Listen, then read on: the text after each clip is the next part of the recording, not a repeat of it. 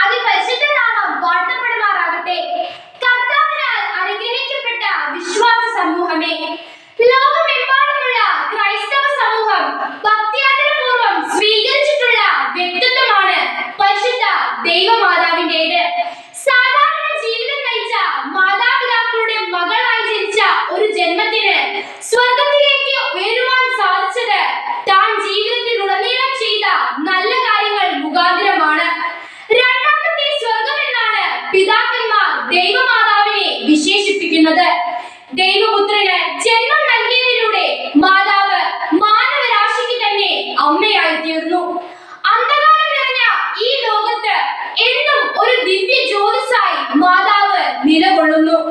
August 1 മുതൽ 15 വരെ മാതാവിന്റെ വാങ്ങിപ്പ് പെരുന്നാൾ നാം ശൂന്യോള്ള നോമ്പായി ആചരിക്കുന്നു.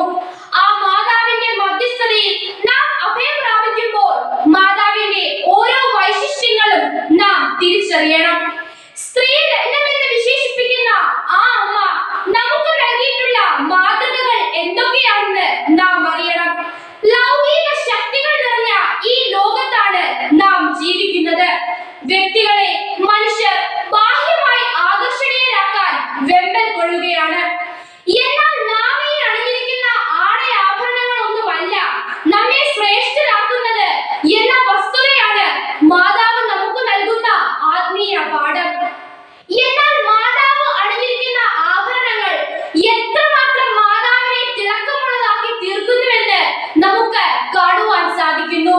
വിശുദ്ധി, വിനയം, വിവേകം എന്നീ 3 ആഭരണങ്ങളാണ് മാതാവ് അണിഞ്ഞിരിക്കുന്നത്. വിശുദ്ധിയോ അത് ബാഹ്യമായിരുന്നില്ല. ആന്തരികമായ ഹൃദയവിശുദ്ധി ജീവിതത്തിലുടനീളം പുലർത്തുവാൻ സാധിച്ച ഒരു വ്യക്തിത്വമാണ് മാതാവിൻ്റെത്. അത് നിരന്തരമായ ദൈവ സംസർഗത്തിലൂടെ നമുക്ക് ലഭിക്കുന്ന ഒന്നാണ്. രണ്ടാമതായി പരിശുദ്ധ ദൈവമാതാവ് അണിഞ്ഞിരിക്കുന്ന ഒരു ആഭരണമാണ് വിനയം എന്നത്. അത് വേദപുസ്തകം സാക്ഷിക്കുന്നു.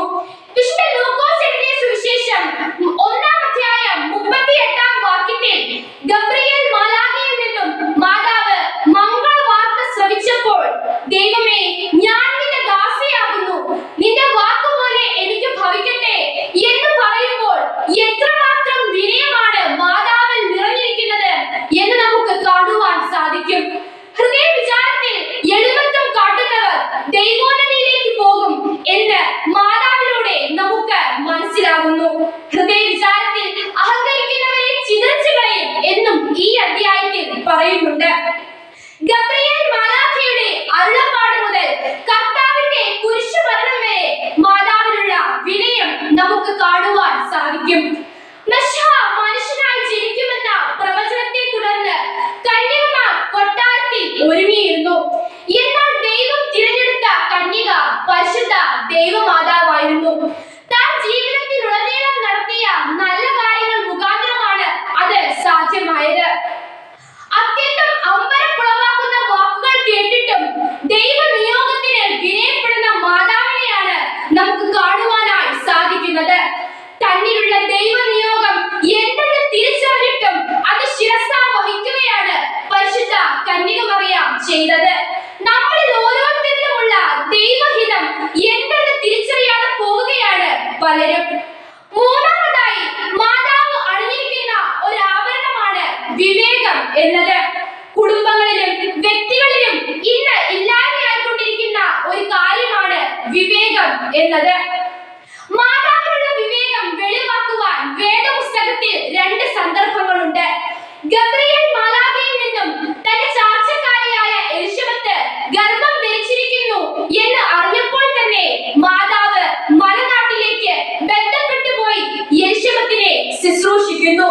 വൃദ്ധജനങ്ങൾ പാർശ്വവത്കരിക്കപ്പെടുന്ന ഈ കാലഘട്ടത്തിൽ മാതാവിന്റെ പാത നാം പിന്തുടരണം.